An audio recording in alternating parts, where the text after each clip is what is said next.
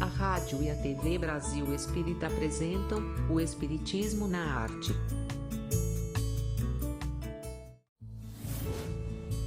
Apresentação: Leila Brandão.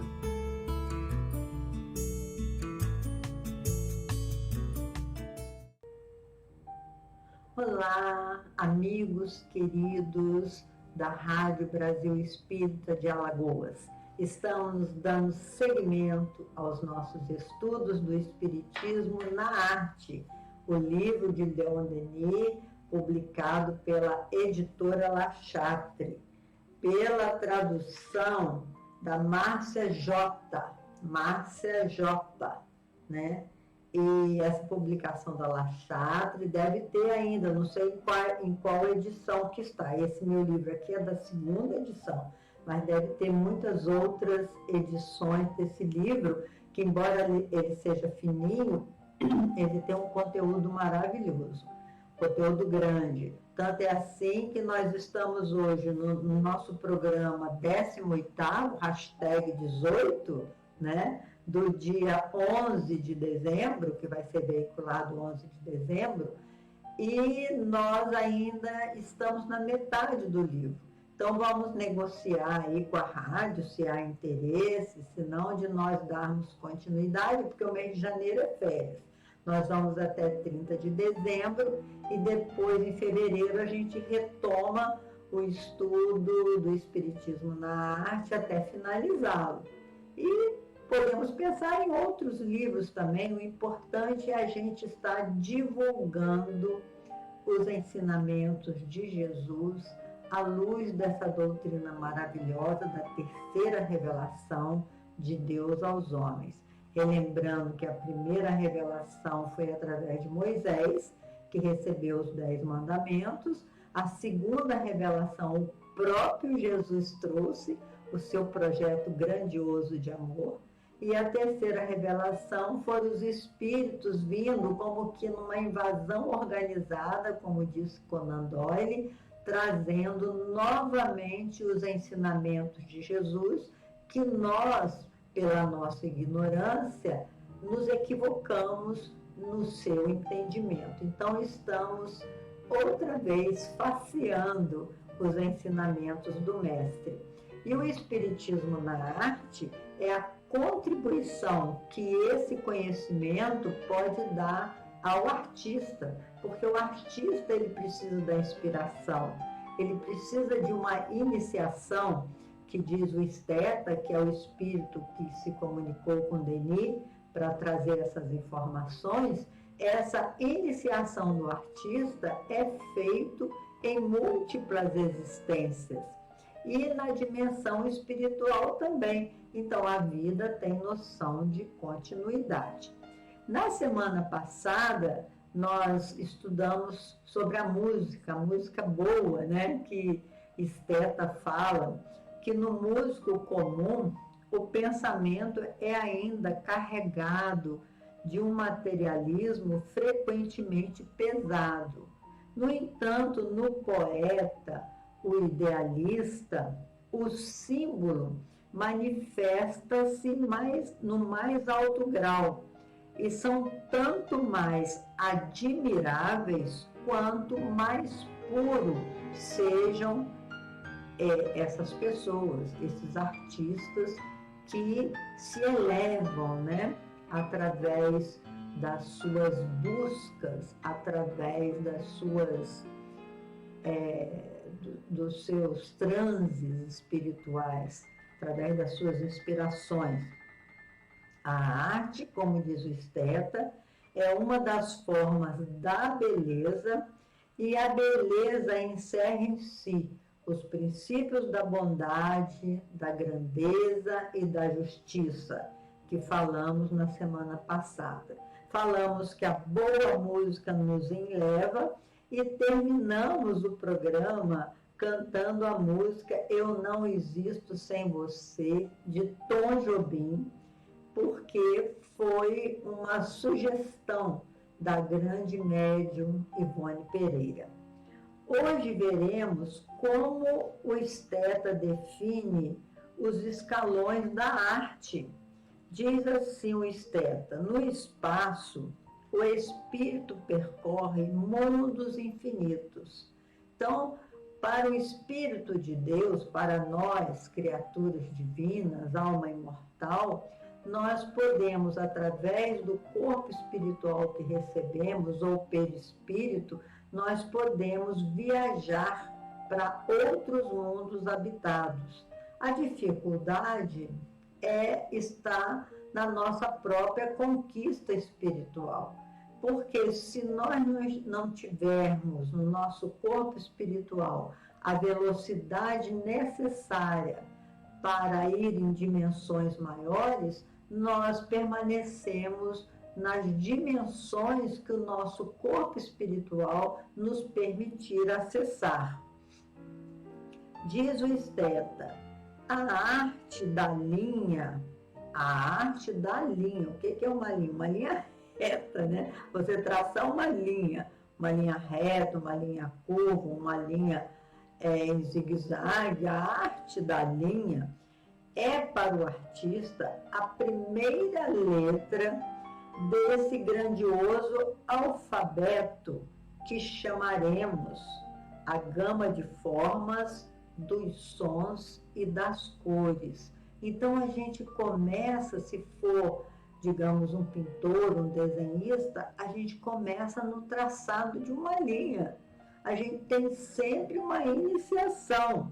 E ele diz: o segundo escalão do espírito, que ele já está numa conquista um pouco maior, a pintura será a arte preferida. No momento que o espírito já conseguiu o desenho, já conseguiu uma caminhada nos tons, né, como ele diz, nos sons e nas cores, ele pode escolher a pintura, vai ser a arte preferida no segundo escalão, pois o relevo do pintor é unicamente fluídico e deve ser reproduzido pelo pincel, que quando a arte, por exemplo, é da arquitetura, o relevo, a arte tem que ter aquelas 3 dimensões, mas no papel esse relevo é feito com a perspectiva, né? É feito com pincel.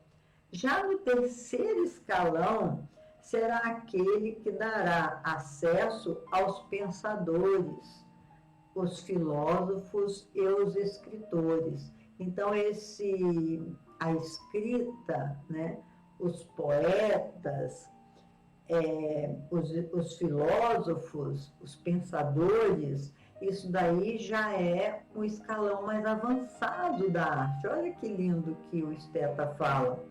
E no quarto escalão está a música, que sintetiza todas as artes, né?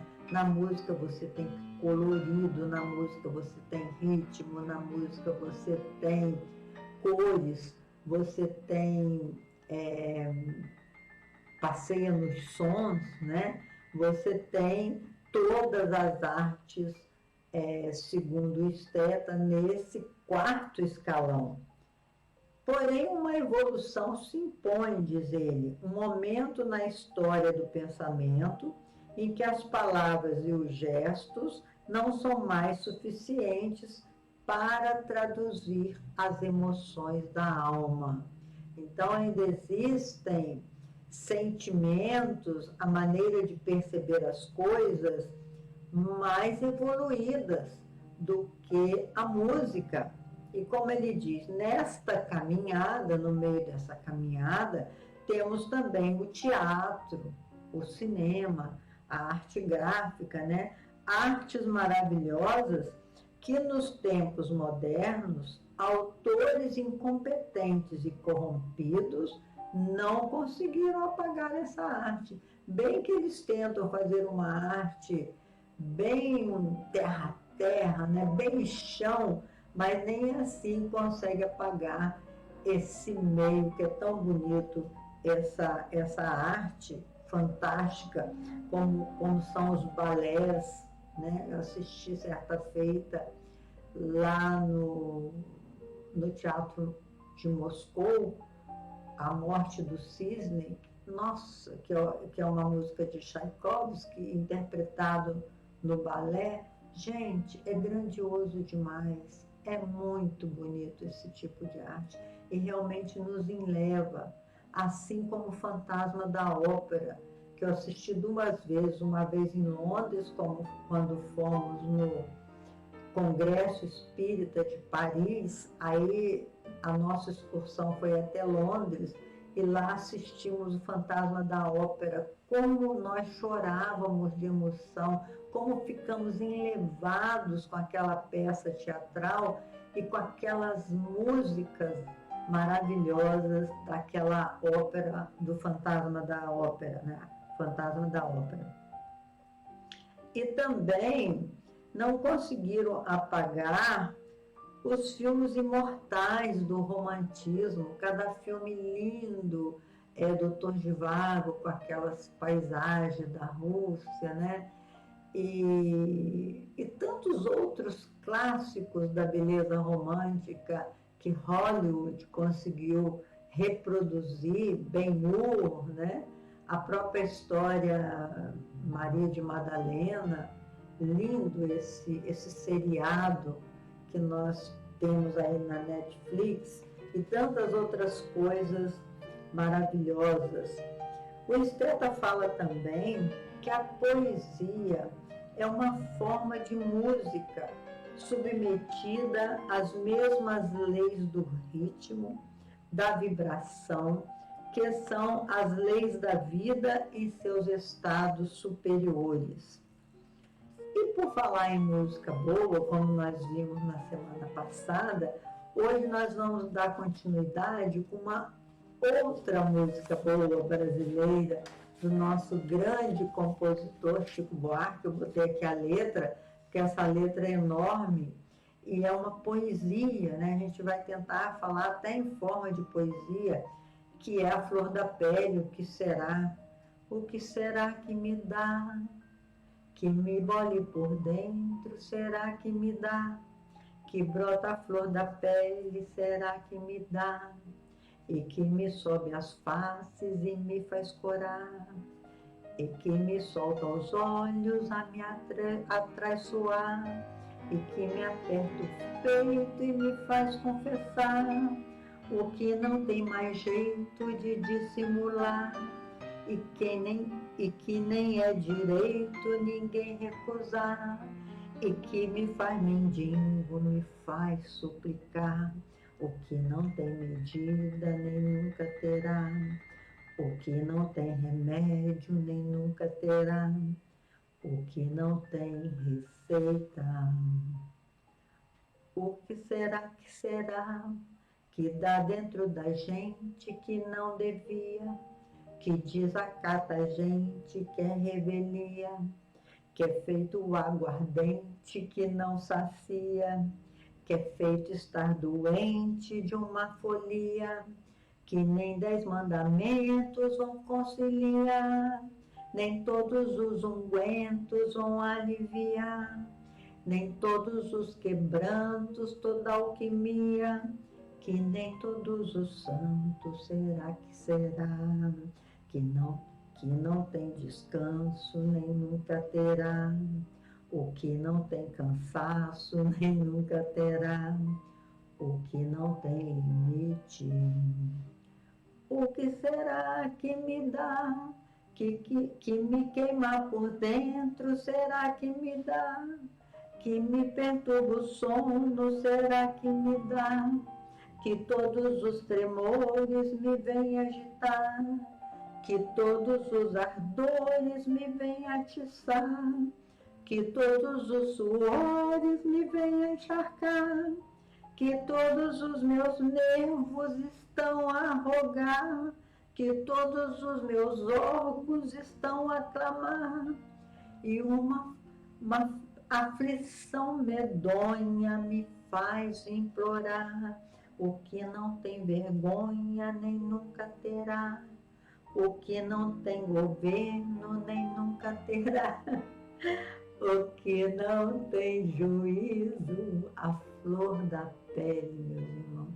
Por que nós escolhemos essa música de Chico Buarque? Porque ele fala do sexo, essa energia criadora que todos nós temos, né?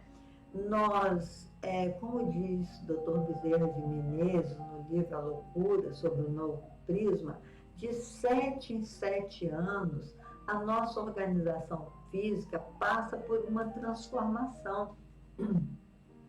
Nós passamos 9 meses dentro do ventre materno, organizando as nossas células, ligando-nos molécula a molécula ao corpo físico.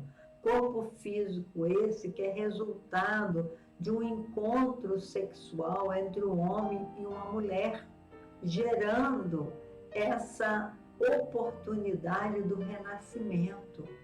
Quando nós nascemos, de 0 a 7 anos, nós estamos completando a nossa reencarnação.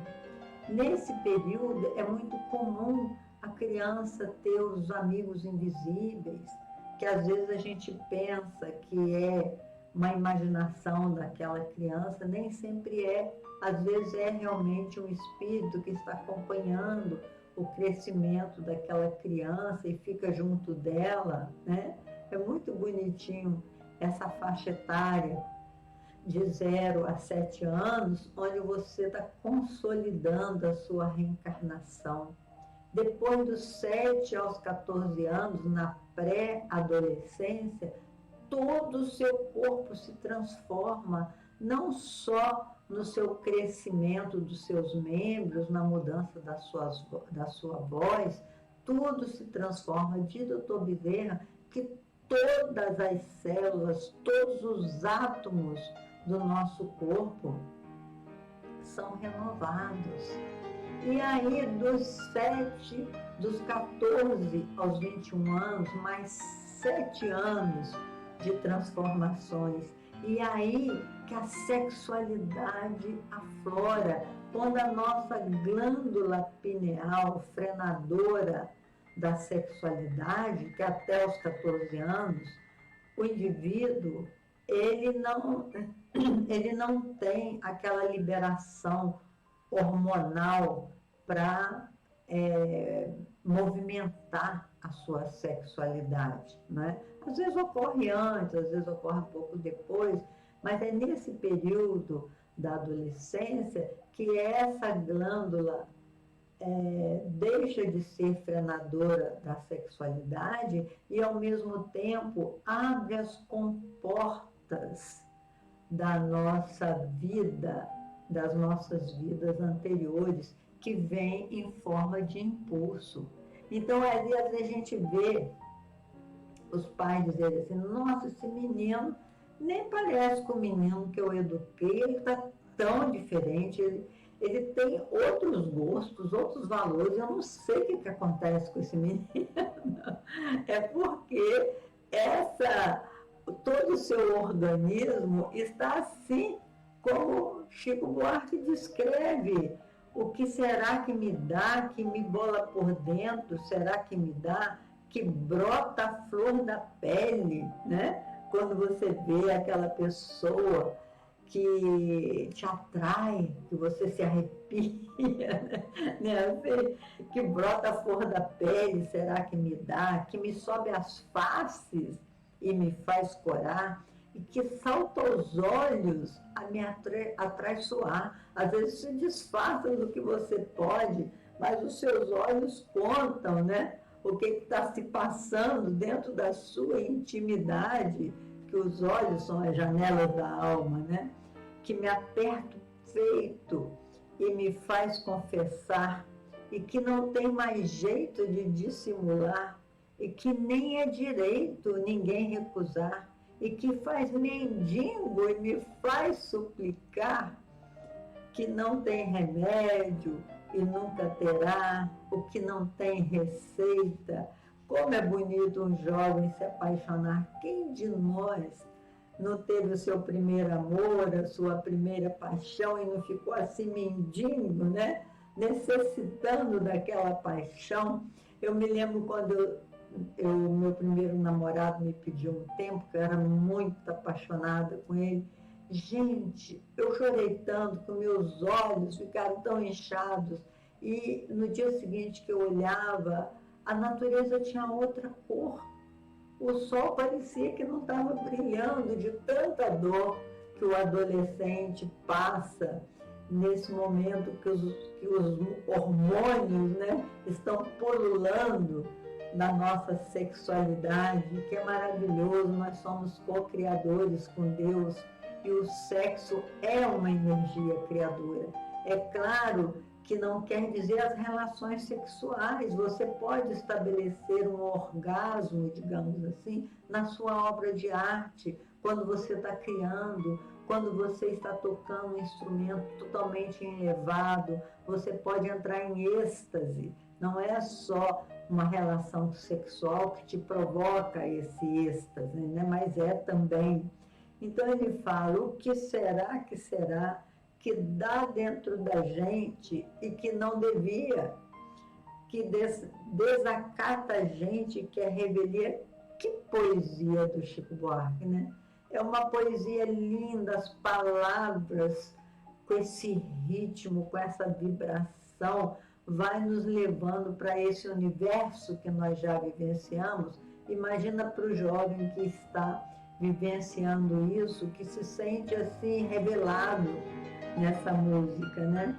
Nem todos os ungüentos vão aliviar. Cara, quando você está apaixonado, você acha que achou a sua alma gêmea? Aí é bom a gente fazer um parênteses, que no livro Muitas Moradas, de Edgar Cayce, ele diz que nós não temos apenas uma alma gêmea, nós temos múltiplas almas gêmeas.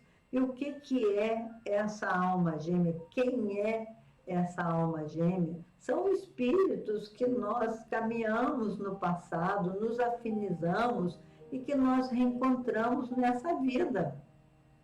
E às vezes esse reencontro é muito forte. Às vezes você reencontra um espírito que foi muito seu parceiro, muito seu amigo do passado e que nesta vida veio para ajudar você vencer os seus reencontros de reparação, ou seja, você está casado ou casada e encontra essa alma gêmea, essa alma que te alimenta, que tem afinidade com você, e aí você corre o risco de abandonar aquele processo de reparação e se equivocar, abandonar o seu casamento nesses reencontros. Porque se realmente a pessoa é sua alma gêmea, ela te ama, ela não vai querer interromper o trabalho espiritual que você precisa fazer. E se fosse para ficar com você na parceria, teria que reencontrá-lo antes de ocorrer já um compromisso. Não quer dizer, meus irmãos, que todo compromisso tenha que ser cumprido. Às vezes a gente precisa realmente adiar. Quando os dois estão se destruindo, né? Às vezes a gente precisa. Eu estou com esse cabelo tão grande, mas a pandemia não me permite cortar. Então, não vou virar assim uma Rapunzel, né? Já falei também sobre isso. Então, essa história da alma gêmea, tem até uma grande pesquisadora que chama a doutora Judith Hall, dos Estados Unidos, que escreveu um livro, Enigma das Almas Gêmeas. Então, esse livro é interessante, não que tenha informações melhores do que o livro espírita, não tem, mas ela traz uma conclusão no livro muito interessante para o pensamento espírita, que ela diz assim: a alma gêmea não é aquela que te faz feliz, porque a sua felicidade não deve depender de ninguém. A sua felicidade é construída por você mesmo, independente de com quem você esteja. Ninguém pode ser responsável pela sua felicidade, mas a alma gêmea é aquela que te permite crescer.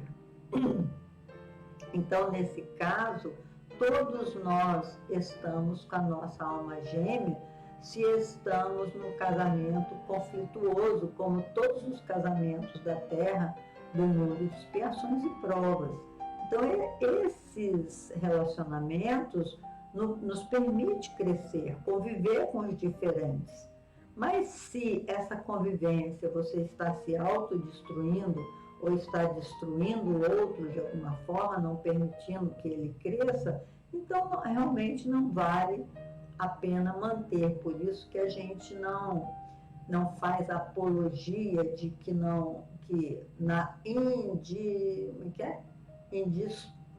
quando não é possível separar, né? Esqueci a palavra do casamento, indissolúvel. O casamento não pode ser indissolúvel. Claro que pode haver a separação. Mas no caso da alma gêmea, a gente tem que tomar consciência disso. Porque às vezes a gente vê um velho só encontrar uma gêmea numa menina. Ou vice-versa, uma moça velha encontra uma alma gêmea num rapazinho. E aí cria um transtorno enorme na sua vida, um desafio muito grande. Às vezes abandona o seu lar, o seu casamento, que precisava ser reestruturado, por conta desses reencontros do passado, que realmente eles acontecem e existem. Mas nessa fase da adolescência que a gente quer enfatizar, em que o homem velho, ou seja, as vivências anteriores, vêm em forma de impulso, aí que a sexualidade fica exacerbada. E muitos escritores escrevem para essa área, criando uma sexualidade doentia, que a gente chama de sexolatria. É nessa faixa etária que nós temos que tomar cuidado com as companhias, né, que os nossos filhos arrumam, porque nem sempre são companhias que têm um projeto de vida como nós temos, né? Assim, então, viajando ainda na música, ele fala assim: o que será que dá dentro da gente que não devia, que desacata a gente, que é revelia, que é feito um aguardente que não sacia. Então parece que as pessoas estão vivendo essa adolescência, né, que precisa vivenciar esse sexo cheio de prazer, cheio de emoção, e não uma sexualidade, uma troca de energia curadora e criadora, mas as pessoas ficam voltadas para esse mundo de ilusão. Então fica dessa forma, é como uma aguardente, como se tivesse embebida, né? Embevecida não é a palavra, porque embevecida é uma coisa boa, mas que esteja dominada, né, por uma sexualidade um pouco exagerada, né, assim, que é feito estar doente de uma folia. Eu me lembro, estou falando nisso, porque um dia eu fui num salão fazer a unha lá no interior da Bahia, numa cidade chamada Santa Maria da Vitória, onde moram os parentes do meu marido, cidadezinha bonitinha, quente, né, como toda a Bahia é. E eu estava no salão e as meninas estavam conversando, as manicures entre elas, e dizendo assim: nós vamos, no sábado, a gente vai para o baile funk. Eu quero beijar pelo menos, no mínimo, uns 10. Eu falei, nossa, mas você não tem medo, assim, de pegar uma doença? Não tem nada disso, não. A gente bebe umas e outras e sai beijando todo mundo, que é uma delícia. Então você veja que essas emoções fortes, né? Essa vivência da juventude, porque os hormônios estão pululando, é que os pais, nesse caso, precisam orientar as crianças que a sexualidade é linda, mas não pode partir para a sexolatria, né? Que é a vivência do prazer de forma desenfreada. Nem todos os quebrantos, toda a alquimia que nem todos os santos será que será, o que não tem descanso nem nunca terá, o que nem não tem cansaço e nem nunca terá, o que não tem limite. Olha que advertência linda que o Chico Buarque faz. Não tem limite, meus irmãos. As crianças, nós mesmos, estamos precisando de limites em tudo que a gente realiza. O exagero não faz bem para ninguém. Se você come muito, você faz uma digestão complicada. Você se alimenta mal, você está se envenenando, criando doenças para o seu organismo. Assim também é o prazer desenfreado, sem limite. Isso daí não nos ajuda a elevar a nossa alma e rejuvenescer a nossa alma nessa encarnação. Então é muito necessário o equilíbrio em tudo. Como diz Buda, o caminho do meio, nem tanto lá, nem tanto cá, né? O que será que me dá, que me queima por dentro, será que me dá, que me perturba o sono, será que me dá, que todos os tremores me vêm agitar, que todos os ardores me vêm atiçar. Quando a pessoa vicia na sexualidade, na sexolatria, ela não tem mais sossego, não tem mais paz. Ela só fica pensando naqueles momentos de prazer e que, às vezes, o excesso faz com que ela já não tenha mais prazer. Ela precisa pensar em química nova para aumentar a sua condição de prazer. Que todos os suores me vêm encharcar, que todos os meus nervos estão a rogar, que todos os meus órgãos estão a clamar, e uma aflição medonha me faz implorar. Isso é com relação ao vício também, a maconha, a cocaína, que você se vicia. E no livro Profecias Celestinas, aquele autor, ele fala de viciar no outro. Quando você se vicia no outro e fica dependendo do outro, você cria uma escravidão para a sua vida, que todo vício é uma escravidão. O que não tem vergonha, nem nunca terá. O que não tem governo, nem nunca terá. O que não tem juízo. Veja que letra linda que esse poeta brasileiro, esse músico Chico Buarque, foi capaz de realizar nessa música, trazendo advertências importantes para o nosso crescimento moral e espiritual. Então, até o nosso próximo encontro, meus irmãos. O nosso próximo encontro será no dia 18 de dezembro, que já será véspera de Natal. O que nós poderemos falar nesse encontro? Aguardo sugestões. Até o nosso próximo encontro, se Deus quiser.